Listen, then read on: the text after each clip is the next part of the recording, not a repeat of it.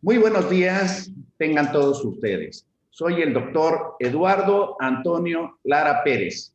A nombre de la Academia Mexicana de Pediatría y Médicos Unidos, les damos la más cordial bienvenida este martes 9 de marzo del año 2021, en el que nuestra conferencia del día de hoy, titulada Pediatría al Día, el tema será rickettsiosis, la importancia de un diagnóstico temprano.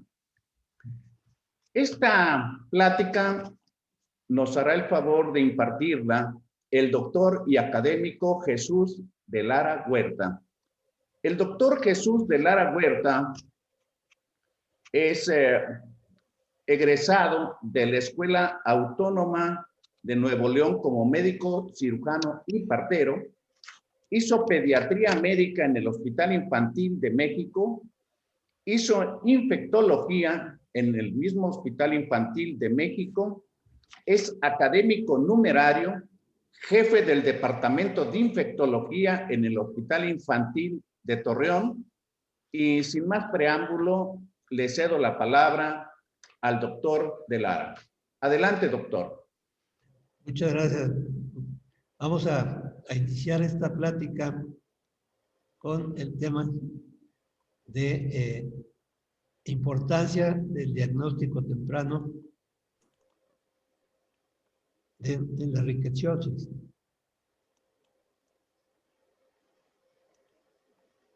Muy bien.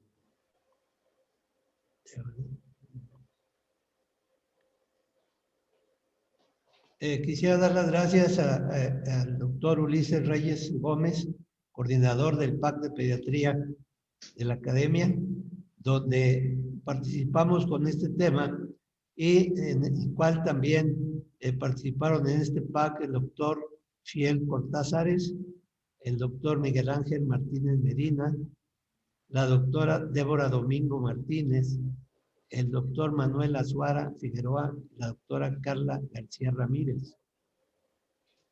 El tema de rickettsiosis, vamos a hablar de algunas cuestiones generales, como su definición. La rickettsiosis son enfermedades infecciosas producidas por microorganismos de tipo rickettsiales.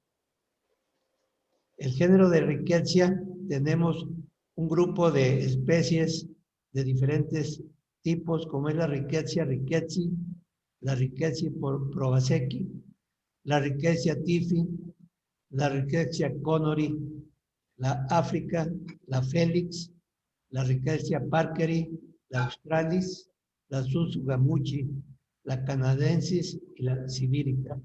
De estas, en México se conoce la Rickettsia rickettsii, la prowazekii, la typhi y la Felix. En cuanto a la fiebre manchada de las montañas rocosas, sabemos que es una enfermedad transmitida por la garrapata y causada por la Rickettsia rickettsii. La incidencia de la enfermedad guarda relación directa con la exposición a ambientes de animales infestados por garrapatas. La fiebre manchada se transmite a través de la picadura de una garrapata infectada, que puede ser la Dermacentor variabilis o garrapata de árbol, sobre todo en las montañas rocosas, y la garrapata Rhipicephalus sanguineus, también conocida como garrapata del perro o garrapata del café.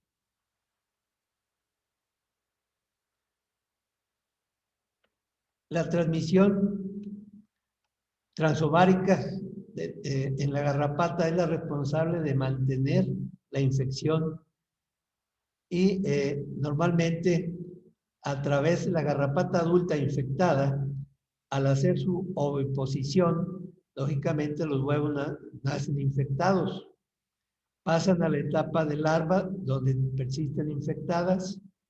Estas larvas se alimentan de sangre en diferentes roedores hasta evolucionar a ninfa infectada y siguen comiendo sangre en otros roedores hasta finalmente llegar a la etapa de garrapata adulta, la cual a veces a través del perro llega a infectar al hombre y entonces el hombre siendo un huésped incidental y produciendo un caso de fiebre manchada. En cuanto a la patogénesis de la rickettsiosis, sabemos que la lesión es endotelial y entonces nos va a formar un tercer espacio causando hipovolemia, en otras ocasiones choque y lesiones a diferentes órganos y sistemas, produciendo encefalitis, neumonía, lesión hepática, insuficiencia renal, rash. El periodo de incubación normalmente lo tenemos entre 10 a 14 días y los principales síntomas sabemos que es la fiebre alta, repentina, cefalea, fatiga, dolor muscular, escalofríos y exantema. Este exantema empieza sobre todo en brazos y piernas y puede llegar a incluir palmas y plantas de los pies y extenderse de ahí al resto del cuerpo. Inicia con mácula, pápula, evoluciona a petequias y puede llegar hasta necrosis. En cuanto al diagnóstico, si hacemos una biometría hemática vamos a encontrar leucocitosis con neutrofilia, pandemia y plaquetopenia. En la reacción de aglutinación encontraremos títulos de 1 a 160 o mayores. Anticuerpos por inmunofluorescencia indirecta también positivos de 1 a 64 o mayores. Con la prueba de tinción de inmunohistoquímica y con la reacción en cadena de la polimerasa PCR, nos confirma el diagnóstico y podemos hacerlo de muestras de biopsia de piel y de cultivos de Rickettsia. Aquí es una imagen de inmunofluorescencia positiva de la Rickettsia rickettsii. Acuérdense que esta inmunofluorescencia es una reacción antígeno-anticuerpo y vista a través de un microscopio especial. Aquí otra imagen de Rickettsia rickettsii en las células endoteliales de un vaso sanguíneo. En cuanto al tratamiento, los antibióticos que usamos es el cloranfenicol o tetraciclinas y desde 1994 la más específica de los antibióticos es la doxiciclina. En cuadros severos con plaquetopenia y síndrome de coagulación intravascular diseminada, deberá usarse heparina y tratarse en terapia intensiva. Si el tratamiento se inicia con antibióticos específicos antes del 6º día de la enfermedad, la mortalidad es muy baja. Pero si se inicia días posteriores, esta mortalidad se eleva hasta niveles del 50%. Entre las medidas preventivas más efectivas deberán dirigirse al control de la garrapata y a proteger las personas expuestas a su picadura. Deberá evitarse la entrada a la casa a la garrapata a través de los animales, principalmente del perro. Y el uso de garrapaticidas para el perro y el ganado deberán usarse. Los más recomendados son el acrión, clorpritos y permetrina. También es recomendable usar ropa adecuada como pantalón, camisa larga y botas en caso de que vaya uno al campo. Aquí les presento una imagen de lo que veíamos, la distribución geográfica en México de los casos de Rickettsia rickettsii del año 1940 al año 2008. Como ven, durante todo este periodo había áreas muy definidas donde encontrábamos únicamente estos padecimientos. Uno de ellos era precisamente los límites entre Sonora y Sinaloa, era un área endémica. La otra, aquí en la comarca lagunera, en los límites de Coahuila y Durango, y en Jalisco, y a partir de 1994 se empezó a reportar casos en la península de Yucatán. Esta es otra dibujo de lo que ha pasado en cuanto a la fiebre manchada en México, el pasado, el presente y lo que será el futuro, o lo que es ya el futuro. Aquí en el mapa, el círculo rojo, perdón, azul oscuro, es donde empezaron los primeros cuadros. Lo que hablábamos del límite entre Sonora y Sinaloa, en la comarca lagunera. Y ya el círculo rojo es los cuadros posteriores que se han presentado de fiebre manchada, lógicamente en los mismos sitios donde había los primeros, pero ya se diseminan algunos otros poblados.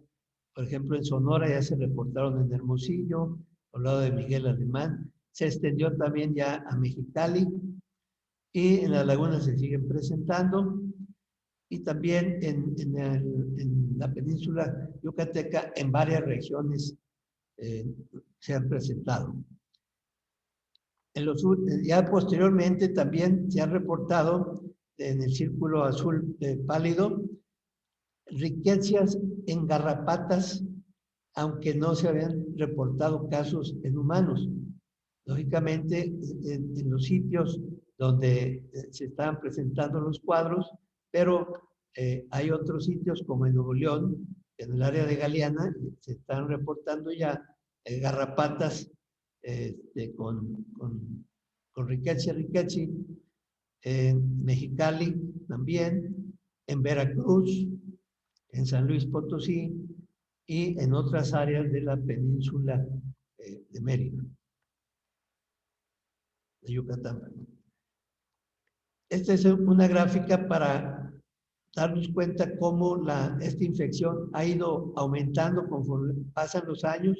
Esta es una gráfica de casos reportados en Estados Unidos desde el 1993 hasta el 2008, y vemos cómo en el 93, 94 la incidencia no era muy alta, eran menos de 500 casos, iba en aumento, llega hasta 96, donde ya los casos prácticamente eran cerca de 1000. Se toman medidas preventivas y en los siguientes años empieza a bajar la frecuencia.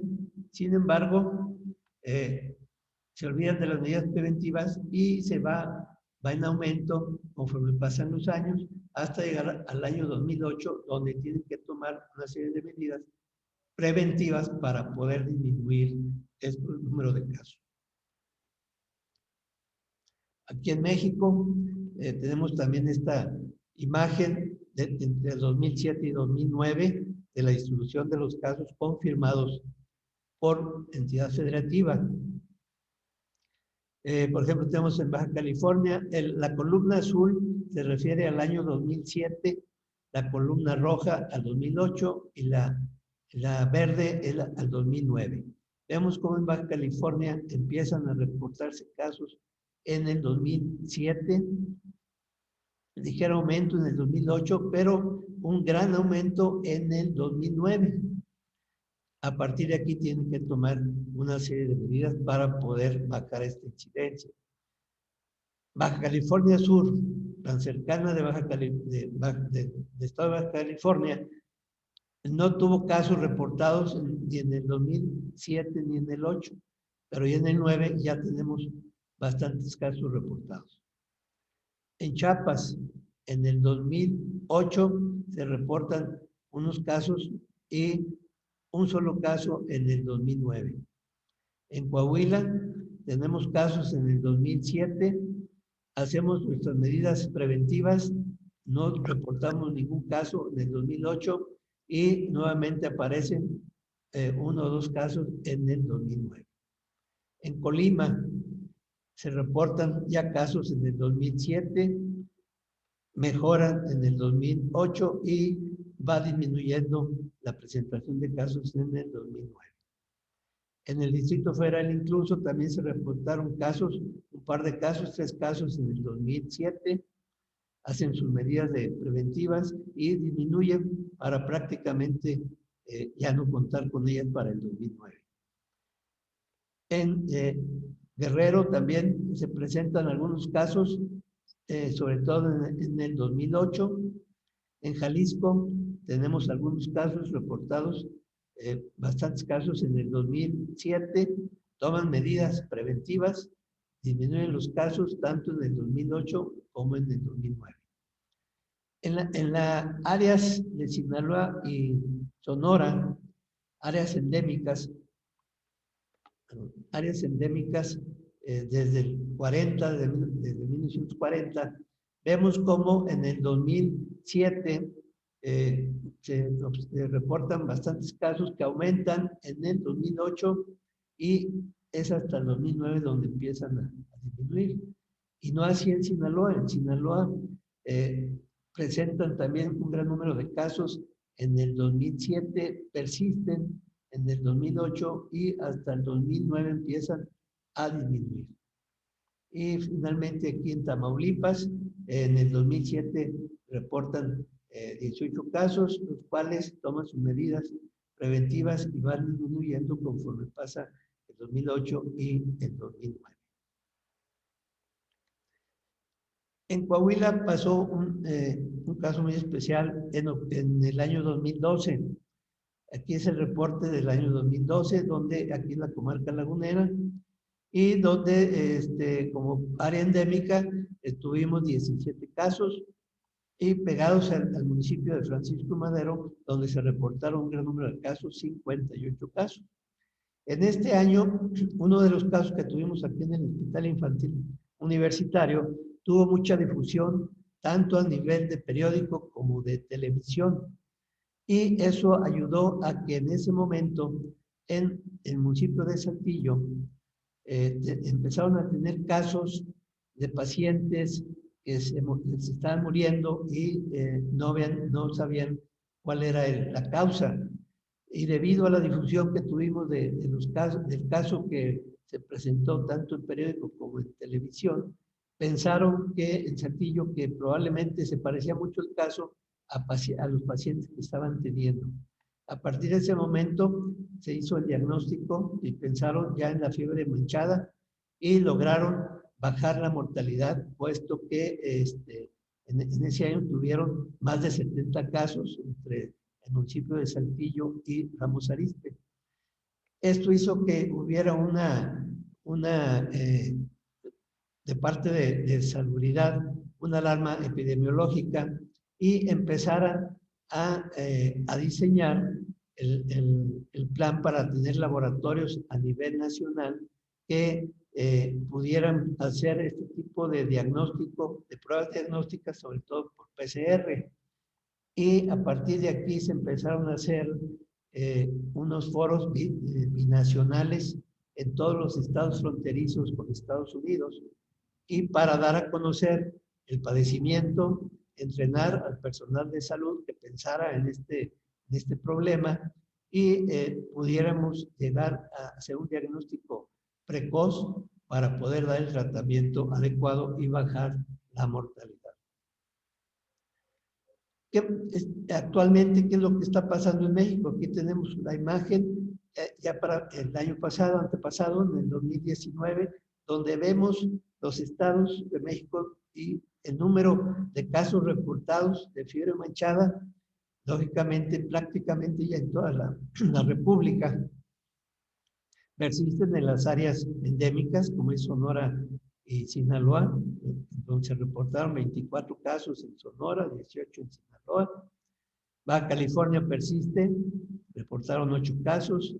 La comarca lagunera y Coahuila reportaron 11 casos, en Durango 2. En Nuevo León ya reportaron 21 casos. Tamaulipas, 11 casos. En Jalisco, 7 casos. Michoacán, 15 casos. Veracruz, 35 casos. Chiapas, 15 casos. Yucatán, 10 casos. Quintana Roo, 16 casos. Entonces ya el año fueron reportados 300 confirmados, casos confirmados, 302 casos. Entonces, como ven ustedes, ya el número de casos que tenemos de fiebre manchada o de riquecias en México prácticamente las tenemos en casi todos los estados. Por lo tanto, hay que pensar en este diagnóstico en forma temprana, llegar a hacer el diagnóstico para iniciar el tratamiento. Vamos a dar algunos datos de un trabajo que realizamos, una revisión que hicimos en 37 años, de 1975 al 2012, en el Hospital Infantil Universitario de Torreón.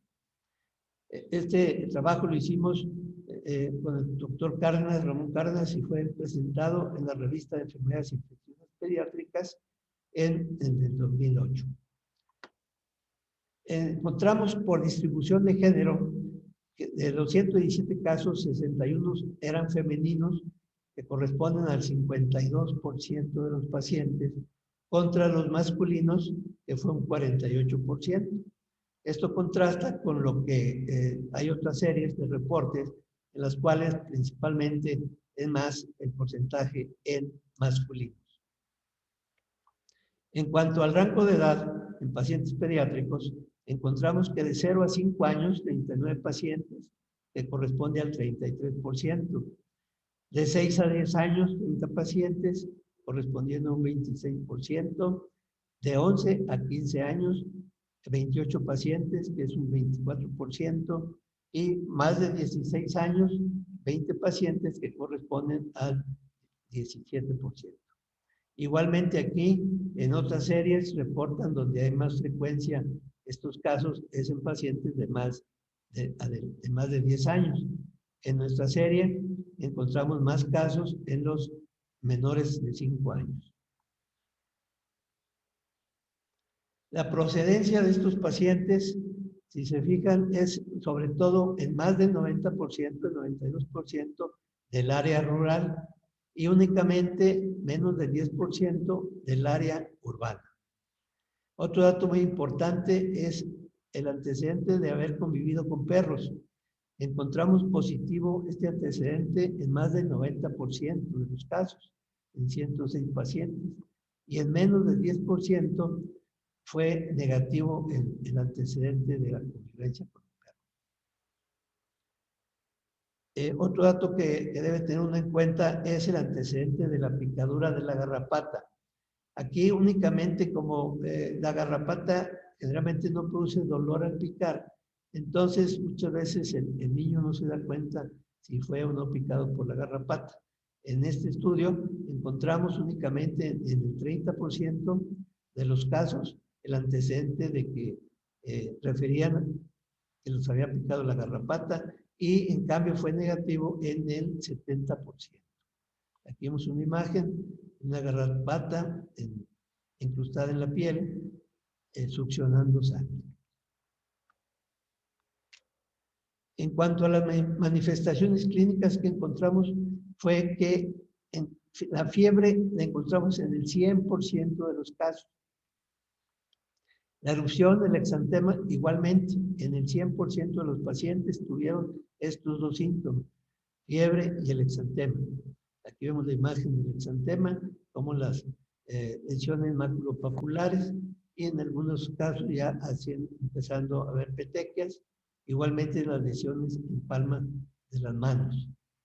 Otros datos importantes y frecuentes es la cefalea y las mialgias, que las encontramos en el 72% de los casos, y las alteraciones neurológicas en más del 50%.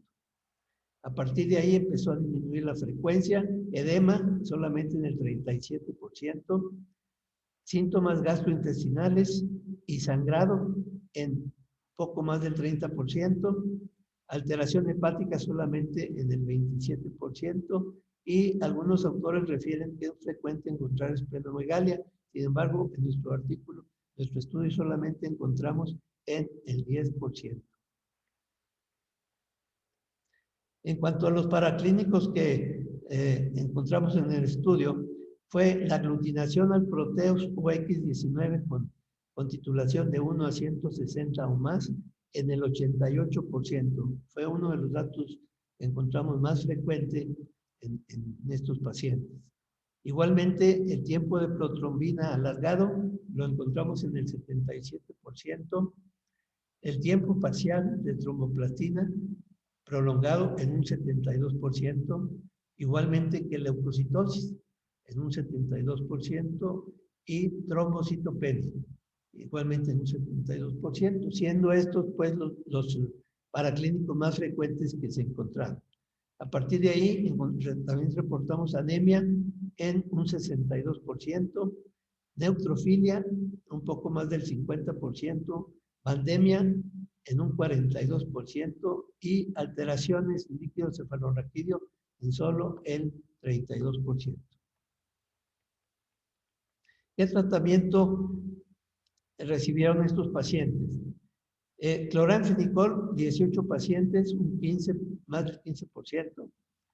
Cloranfenicol y tetraciclina, tratamiento combinado, 77%, que correspondió a más del 65% de los casos.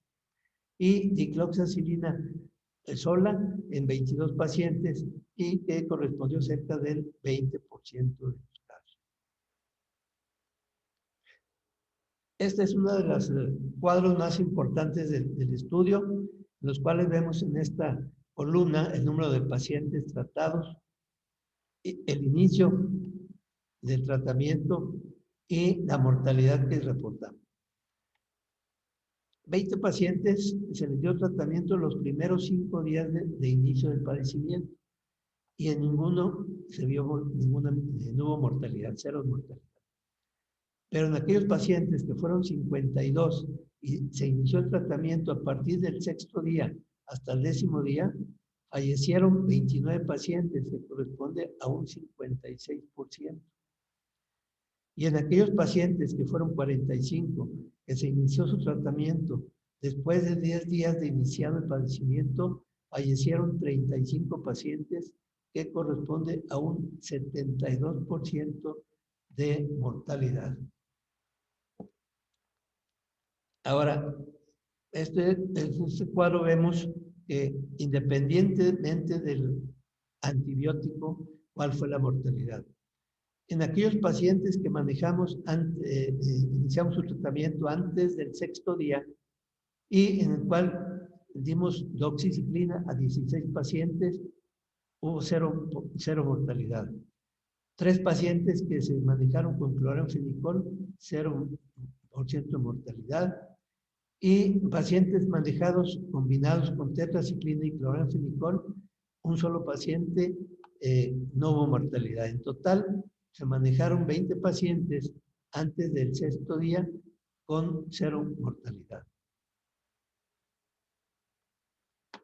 Ahora, ¿qué pasó con los pacientes que se manejaron entre el 6º y 10º día el tratamiento? Aquí manejamos 4 pacientes con doxiciclina y los 4 pacientes fallecieron. Pacientes que se manejaron con cloranfenicol, que fueron 8, los 8 fallecieron. Y pacientes que se manejaron con tratamiento combinado tetraciclina y cloranfenicol, fueron 40, los cuales fallecieron 17.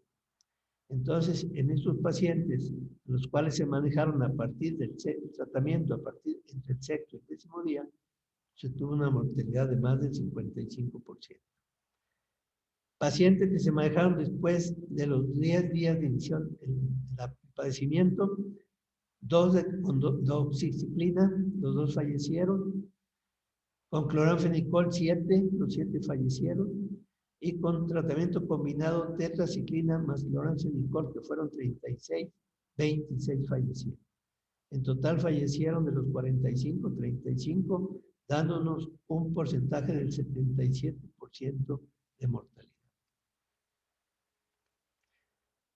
A partir de que Salubridad empezó con los foros binacionales para tratar de parar estos padecimientos y que sobre todo se conociera y se tuvieran medidas adecuadas para bajar la mortalidad. En el año de 2016, 4 años después de que inicia su participación en forma muy activa, produce estos manuales de procedimientos estandarizados para la vigilancia epidemiológica de las enfermedades transmitidas por vector. y en los cuales aparecen estas definiciones operacionales. Caso probable de rickettsiosis, ¿cuál es? Aquella persona que presenta fiebre y 2 o más de los siguientes signos y síntomas, como cefalea, mialgias, exantema, náusea, hiperemia faríngea, vómito, dolor abdominal, diarrea, alteraciones neurológicas, signos meningios, alteraciones de líquido cefalorraquídeo, púrpura, hemorragias, alteraciones hepáticas o hematológicas, hiponatremia, leucocitosis, leucopenia, elevación de deshidrogenasa láctica, choque y algunos de los factores epidemiológicos siguientes, que haya presencia de vectores, o sea, garrapatas o piojos, dependiendo el tipo de riqueza, en el área de residencia, antecedentes de visita o residencia en áreas con transmisión de riqueza, existencia de casos confirmados en la localidad o antecedente de mordedura de garrapata o de contacto con perros, y todos estos antecedentes en las 2 semanas previas al inicio del cuadro. ¿A qué le llaman caso confirmado de riqueza? Todo caso probable en quien se confirme la presencia de rickettsiosis mediante las pruebas de laboratorio reconocidas por el INDRE, por el Instituto Nacional de Referencia Epidemiológica. Y caso descartado de rickettsiosis, a todo caso probable en quien no se identifica la presencia de riquezas mediante pruebas de laboratorio reconocidas por el INDRE. ¿Y qué dice este manual de procedimientos en cuanto a los niños? Dice, los menores de 5 años se puede considerar solo la fiebre y la identificación de alguna asociación epidemiológica. Entonces, como ven, los niños menores de 5 años únicamente consideran que la fiebre y alguna asociación epidemiológica nos hace a pensar en un probable caso de rickettsiosis. Ahora, ¿cuáles son las pruebas de laboratorio reconocidas por el INDRE? Bueno, la PCR, reacción de cadena de la polimerasa, la inmunofluorescencia indirecta. Recuerden que la inmunofluorescencia indirecta es una reacción antígeno-anticuerpo, generalmente de anticuerpos secundarios, y que esta reacción se va a observar a través de un microscopio especial. Entonces nosotros lo que estamos proponiendo es una escala de predicción para el caso de probable fiebre manchada. ¿Por qué? Porque en ese momento nosotros debemos iniciar un tratamiento precoz para precisamente mejorar el pronóstico y disminuir la mortalidad. Entonces, entre los antecedentes epidemiológicos debemos de tomar en cuenta la presencia de vectores, en este caso de garrapatas, en el área de residencia del paciente, que haya habido una visita o resida en áreas con transmisión de riquezas, que existan casos confirmados ya en la localidad, que haya habido contacto con perro o refiera mordedura de garrapata. Y todo esto que se ha iniciado previamente en las 2 semanas antes de iniciar el cuadro. Igualmente, ¿qué criterios clínicos debemos tomar en cuenta? Debemos tomar en cuenta 2 criterios clínicos, la fiebre y el exantema, que nosotros lo vimos en el 100% de los casos. Además, algunos de los otros criterios como es cefalea, mialgias, alteraciones neurológicas, edema, síntomas gastrointestinales, sangrado y hepatomegalia. En cuanto a los criterios paraclínicos, debemos de tomar en cuenta un tiempo de protrombina alargado, un tiempo parcial de tromboplastina alargado. Acuérdense que estos 2 están por arriba del 70% en la frecuencia. Encontrar plaquetopenia, leucocitosis, anemia, neutrofilia, vandemia, elevación de la procalcitonina, alteración del líquido cefalorraquídeo y reacción de Weil-Felix con títulos de 1 a 160 o más. Entonces, ¿cuál es la justificación para iniciar el tratamiento temprano? que estemos pensando en casos probables de riqueciosis. Y tomar en cuenta lo siguiente: en cuanto a criterios clínicos, fiebre y exantema, y 2 o más de los síntomas y signos clínicos como cefalea, mialgias, alteraciones neurológicas, edema, síntomas gastrointestinales, sangrado y alteración hepática. Además, tener los criterios paraclínicos: tiempo alargado de protrombina y parcial de tromboplastina, y 2 o más de los siguientes: plaquetopenia, leucocitosis, anemia, neutrofilia, pandemia, elevación de procalcitonina y alteración del líquido cefalorraquídeo, y una reacción de Weil-Félix con título de 1 a 160 o más elevada.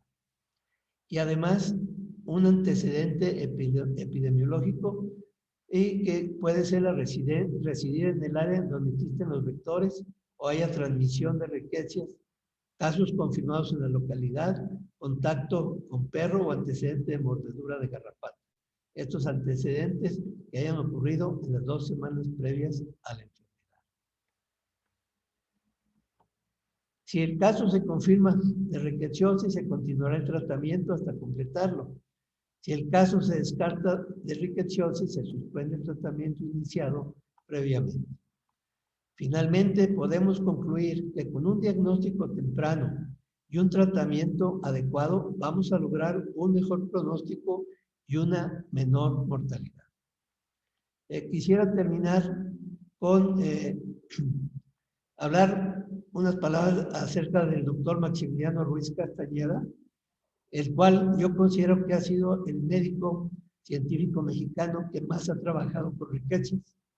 El doctor Ruiz Castañeda falleció en 1992 a los 96 años.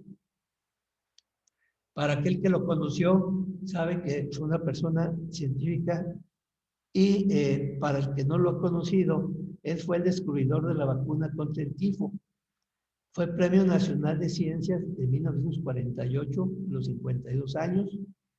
En 1931 trabaja en la Universidad de Harvard junto con Hans Sinzer, donde elaboran la vacuna del tifo. Y en 1938, ya perfeccionada la vacuna, es usada en la Segunda Guerra Mundial. Fíjense cómo pasaron 7 años para poder desarrollar la vacuna. Y actualmente la vacuna del COVID, en un año ya han desarrollado ya varias vacunas. Esta vacuna fue usada en la Segunda Guerra Mundial por los franceses. Cuando los alemanes estuvieron en Francia, también usaron los alemanes, y los rusos, quienes vacunaron a sus tropas con la vacuna Castañeda. Una anécdota del doctor es que me comentaba, bueno, yo lo traté bastante, pues él fue mi director de mi tesis, que precisamente fue sobre Proteus o X19. Y él me comentaba que él podía haber sido candidato al premio Nobel, pero desgraciadamente apareció el DDT. Y entonces en 1948 le daban el premio Nobel al que descubrió el DDT, un científico polaco que descubrió el DDT. Y el DDT vino a parar a la vacuna Castañeda porque vino a acabar con el piojo, que es el que transmitía el tifo. Pero vuelvo a insistir, el doctor Ruiz Castañeda es uno de los mejores científicos, poco valorados todavía en nuestro país, sin embargo, con una mente privilegiada. Con esto termino y muchas gracias. En caso de algún comentario o alguna pregunta, para poder contestar.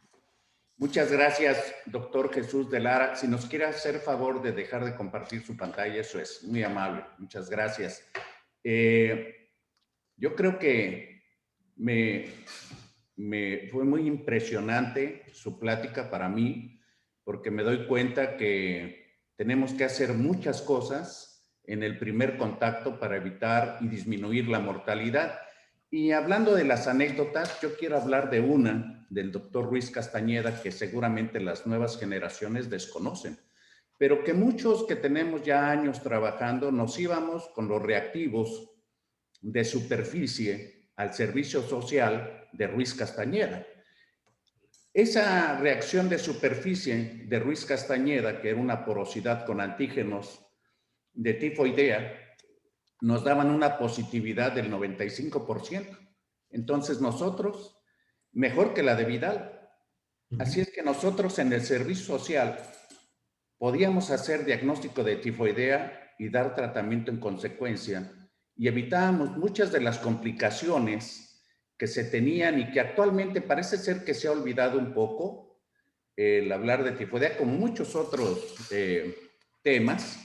Y yo le quiero felicitar porque realmente esto que nos ha presentado nos abre los ojos y nos dice que todo aquello que se escape a lo común, tienes la obligación de buscar las causas que a lo mejor son más comunes, nada más que no se reportan.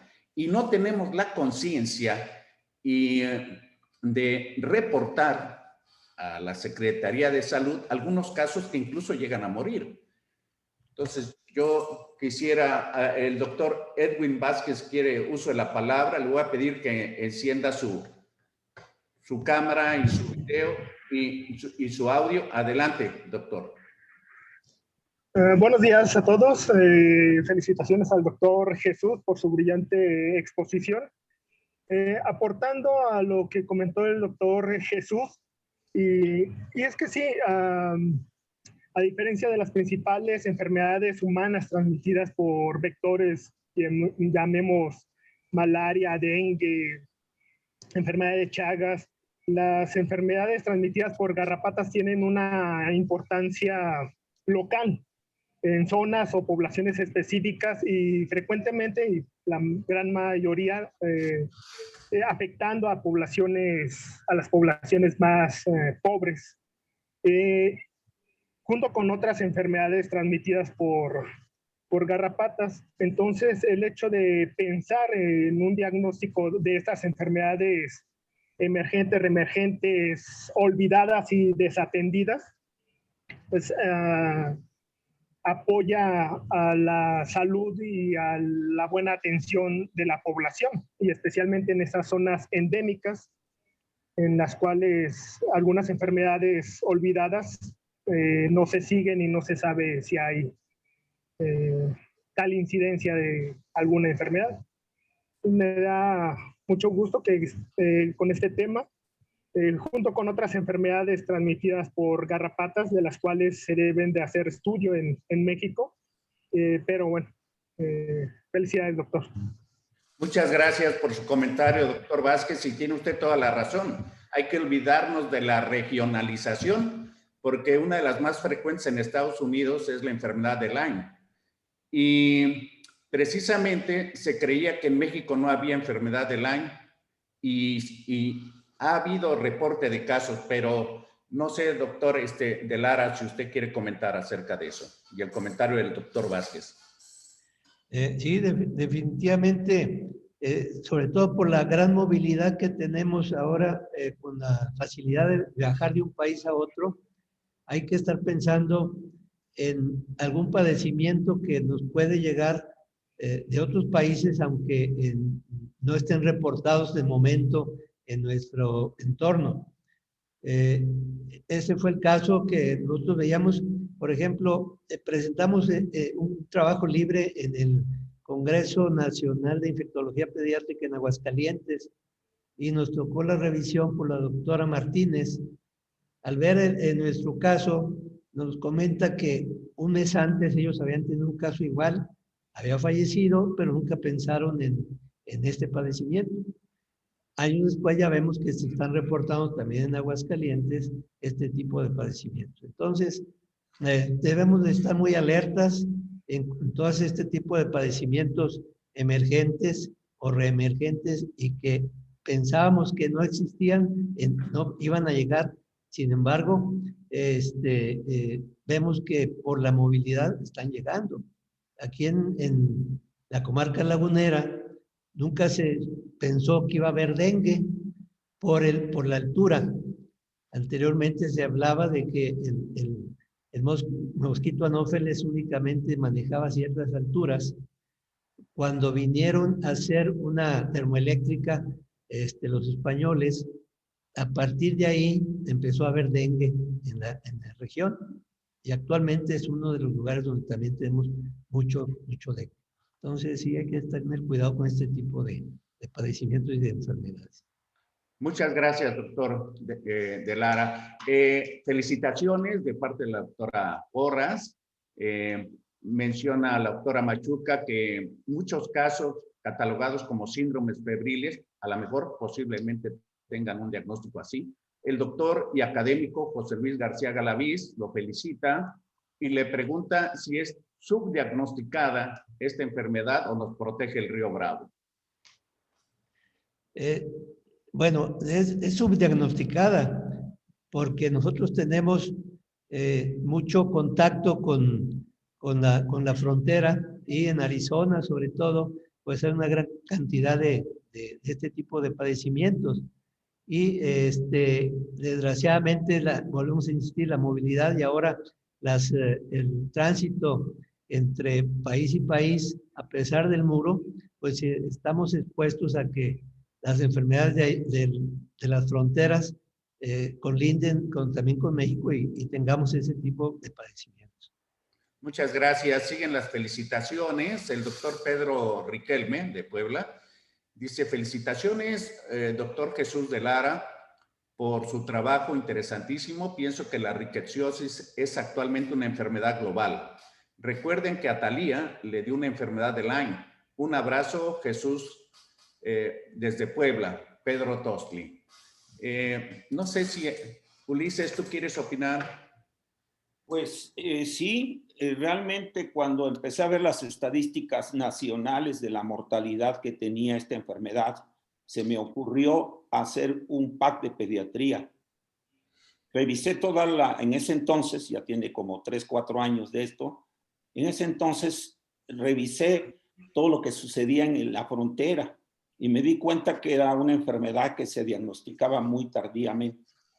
En los últimos 15 años yo ya había estudiado en Oaxaca casos de riqueciosis y cuando le preguntaba sobre todo a médicos internistas que ven mucho de esto en adultos, no tenían casos, no se sabía. Fíjate, Chucho, que aquí encontré varias cosas interesantes de lo que tú comentaste, los criterios que propones. Mira, el diagnóstico principal en el que me preocupa donde yo vivía entonces en Oaxaca era leptospira, sobre todo después de la lluvia, o dengue, que también tenemos mucho y ahorita está por todos lados, ¿no? Pero mira, creo que la clave está en el exantema. Si tenemos un niño con fiebre y exantema, porque recuerden ustedes que el exantema en el dengue aparece días después, la posibilidad de que sea riqueza es muy, muy importante, que se tenga en cuenta. Ahora, en cuanto al Proteus, porque no tenemos a veces manera de hacer exámenes específicos tempranos, vi que el Proteus, aunque no es específico, es una reacción cruzada, puede ser una posibilidad de diagnóstica cuando esto está arriba de 160 o más y no esperar más iniciar tratamiento. Yo conjunté como 12 casos en estos 25 años de ejercer en Oaxaca y ninguno de ellos tuvo mortalidad. La verdad que no tuvimos más que 2, 3 niños y la mayoría son adolescentes o adultos y ahí es otro el vector. Estamos hablando del piojo y que es Rickettsia prowazekii.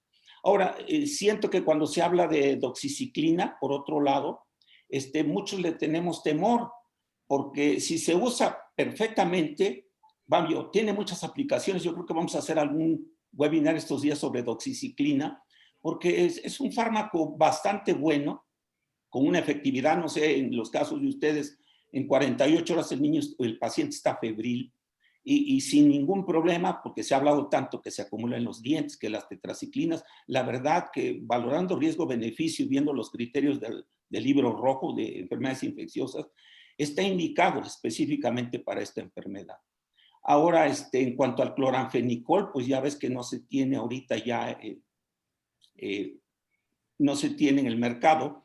No sé, vi la serie del doctor del grupo de Sonora, y hicieron una comparación y realmente no hubo gran diferencia en el manejo en cuanto a otras opciones como pueden ser quinolonas. No sé cuál sea tu experiencia en esto, Pero me da mucho gusto que aquí también esté Edwin Vázquez, con el que el doctor nos ayudó con el capítulo de vectores en el libro de fiebre. Y por supuesto que hay mucho que abonar en esto, mucho que comentar. Tenemos que hacer una red de trabajo para que no ocurra esta mortalidad tan alta que tenemos. Yo creo que ahí está la clave del manejo. Y con todos los antecedentes epidemiológicos que tú ya comentaste del área rural, la presencia de animalitos en casa, si existe o no el antecedente de que haya sido mordida por una garrapata, no, creo que es mordedura. Bueno, no sé, te felicito, la verdad que nos deja mucha enseñanza, que no todo es dengue, que no todo es leptospirosis. Tenemos que tener presente esta enfermedad siempre, porque vamos contra el tiempo, vamos. Si se hace el diagnóstico y el tratamiento antes de los 5 días, la mortalidad es de 0. Muchas gracias, Ulises, por tu comentario. La doctora Angélica Machuca, y se me llama la atención el tratamiento a tiempo. Perfecto. El doctor Francisco Matías Soria dice, experiencia de riqueza en menores de 7 años en cuanto a manejo, dadas las recomendaciones de doxiciclina en menores de 7 años. ¿Quiere comentar, doctor de Lara? Bueno, sabemos que incluso dentro de las tetraciclinas, la doxiciclina es la que no da menos daños al esmalte dental. Y definitivamente la prontitud del tratamiento, el diagnóstico oportuno, y más vale salvar la vida que esperarnos a ver si conseguimos otro tipo de antibiótico. Y en cuanto lo damos en los primeros días, vemos que la mortalidad es 0. Desgraciadamente, ahí donde, como se fijan en el estudio, más del 90% nos llegaban de área rural. Entonces ya lo habían visto, o no lo había visto ningún médico, y llegaban cuando ya el cuadro era muy severo.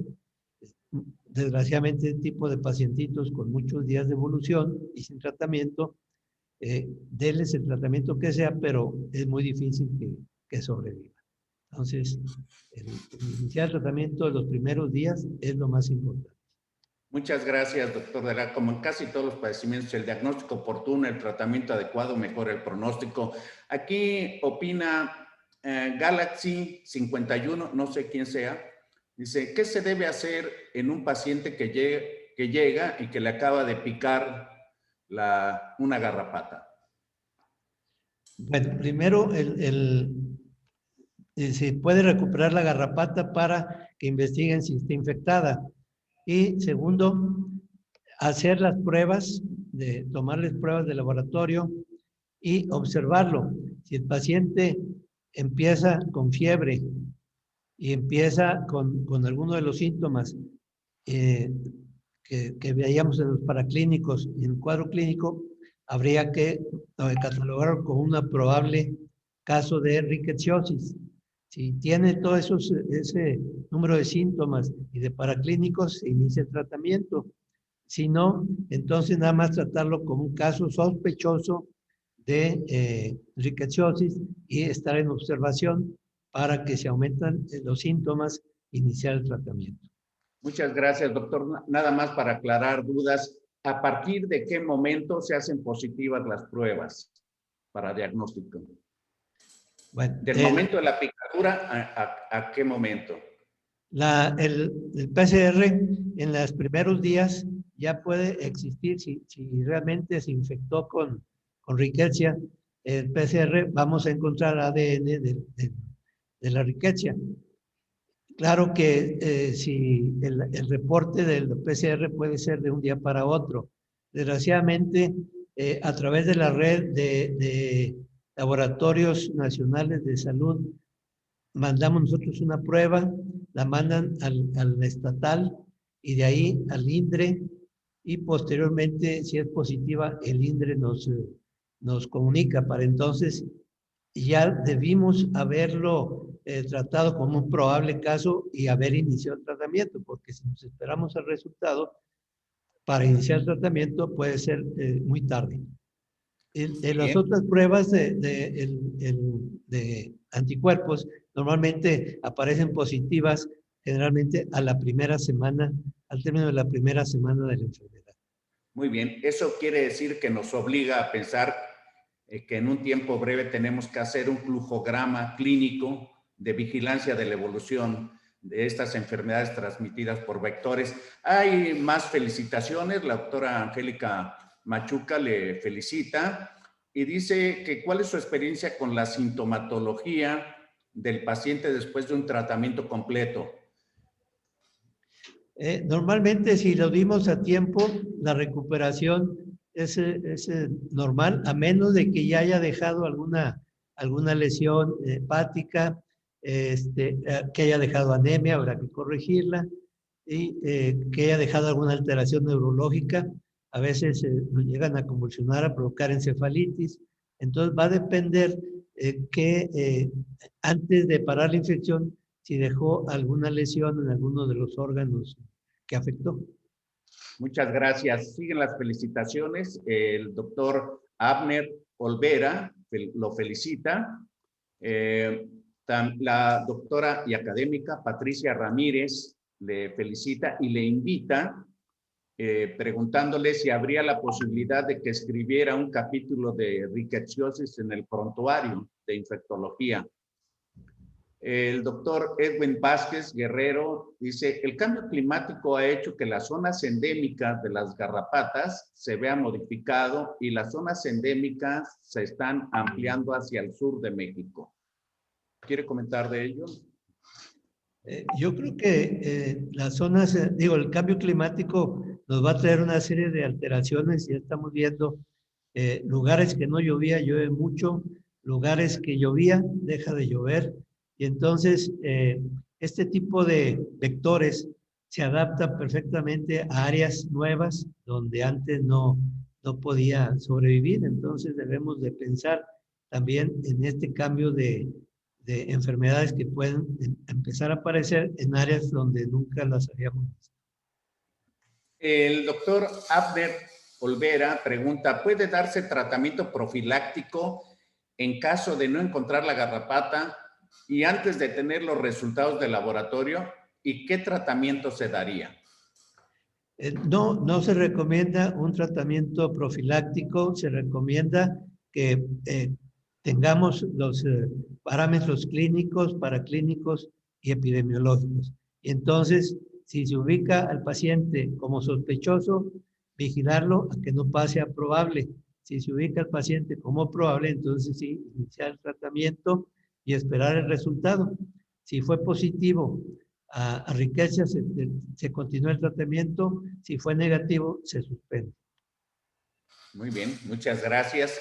Definitivamente que con todo lo que se ha comentado, lo que se ha dicho, claro, en muy particular y humilde punto de vista, yo creo que a lo mejor debería de clasificarse la sospecha, el probable, etcétera, con datos clínicos y con una guía en un fluxograma.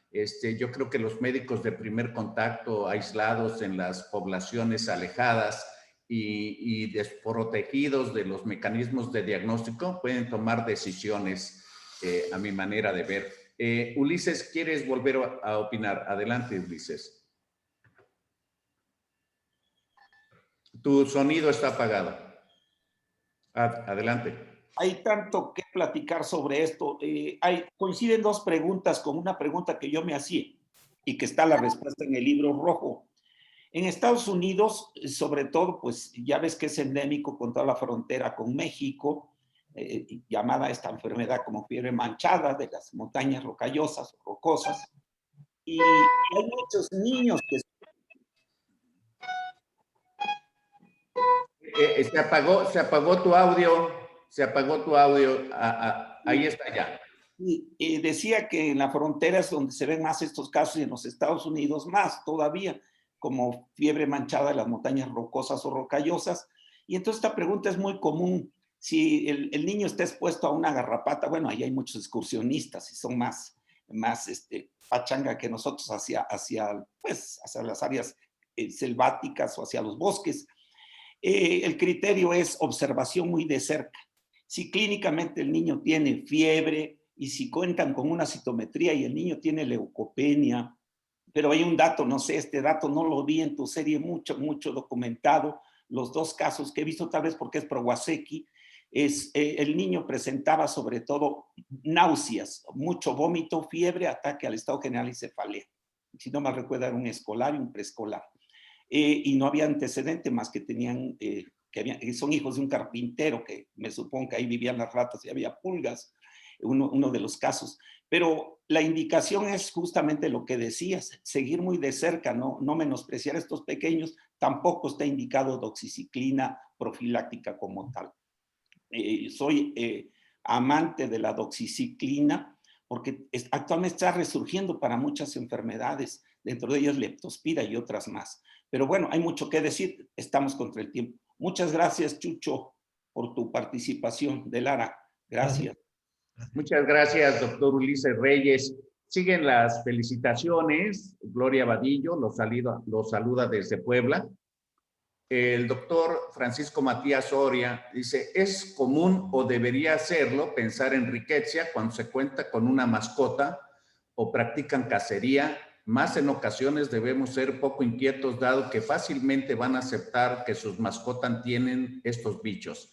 En ocasiones, en lo personal, les pregunto si en la casa del vecino o la vecina que tengan mascotas con sospecha, suele pasar que si las mascotas del vecino o vecino pueden ser el problema. Adelante, doctor de Lara. Bueno, definitivamente, si tiene una mascota, debe de estarlo frecuentemente revisado por el veterinario para si llega a haber garrapatas, desgarrapatizarlo. Y es lo que vemos cuando teníamos, en años que teníamos muchos casos, en la comunidad se preocupaba, se ponían los baños garrapaticidas, todos los perros se llevaban ahí y al año siguiente no teníamos casos de fiebre manchada. Pasaban los años, se olvidaba un poquito esto y empezaba nuevamente a aparecer estos casos. Entonces no hay que olvidar que si se hace una medida preventiva hay que continuarla, si no, en cualquier momento puede empezar a ver esta infestación y lógicamente el riesgo de que sea picado uno por garrapata. Muchas gracias, doctor de Lara. El doctor Edwin Vázquez Guerrero dice, hay que recordar que son 22 enfermedades transmitidas por garrapatas, depende del género y especie de la garrapata para la sospecha de la enfermedad que transmite y además no todas las garrapatas están infectadas, tiene toda la razón. ¿Quiere contestarle eso, doctor? No, definitivamente. El problema de la garrapata que está infectada es que puede durar con infección más del año y entonces pues existe el riesgo.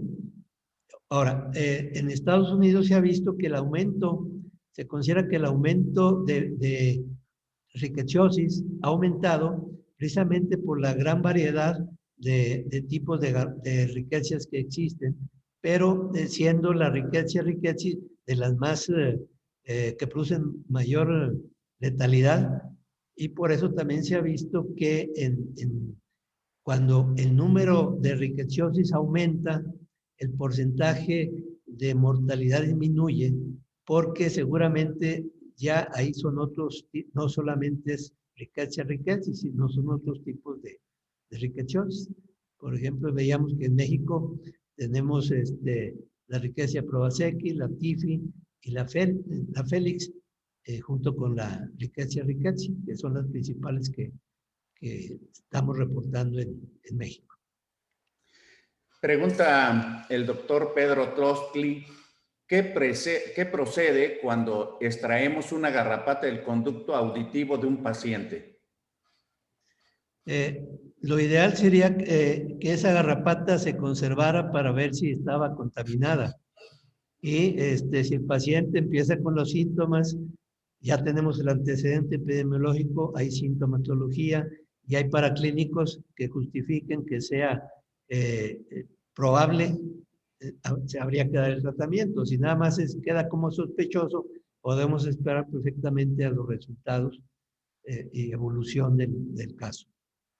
Muy bien, muchas gracias, doctor Jesús de Lara. Estamos llegando al límite de nuestro tiempo y yo quisiera pedirle a usted, doctor Jesús de Lara, un mensaje final de su plática.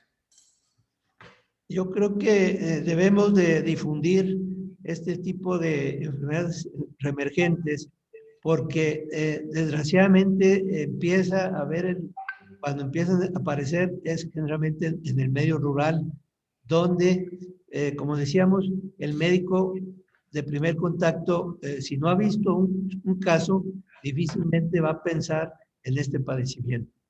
El que ya ha visto un caso con la fiebre, con el exantema, con la evolución, puede hacer el diagnóstico, como decía alguno de los maestros, un diagnóstico de café, que desde lejos puede uno hacer el diagnóstico, o cuando menos sospechar. Pero mientras no ha visto este tipo de padecimientos, se nos puede pasar los días preciosos para iniciar el tratamiento, para hacer el diagnóstico y ofrecerle un mejor pronóstico al paciente. Muchas gracias, doctor de Lara. Definitivamente me deja mucho aprendizaje esta conferencia tan brillante del doctor de Lara y me hace recordar para todos los que nos están viendo y que nos van a escuchar que el ser pediatra es ser un investigador, que mientras más se pregunte, mejor. Mientras más se analicen los antecedentes, los datos, los signos y síntomas, todavía mejor. Pero este tipo de pláticas nos alerta de que tenemos que informarnos, enterarnos y siempre ser agudos. Le agradezco mucho al doctor y académico Jesús de Lara Huerta su participación en el tema de rickettsiosis, la importancia de un diagnóstico temprano. Igualmente quiero agradecer la presencia de todos ustedes, los que nos hicieron favor de ingresar a esta reunión de Zoom. Y quiero aprovechar la oportunidad antes de cerrar la transmisión, que les quiero invitar para el próximo 12 a 14 de agosto. Vamos a tener el primer Congreso Virtual Internacional de Médicos Unidos y la Academia Mexicana de Pediatría, con el lema de Pediatría de Primer Contacto, por la excelencia y calidez en favor de la niñez. Ojalá les interese, nos puedan acompañar y con esto damos por terminado nuestra Pediatría al Día del día de hoy. Muchas gracias y excelente martes. Gracias.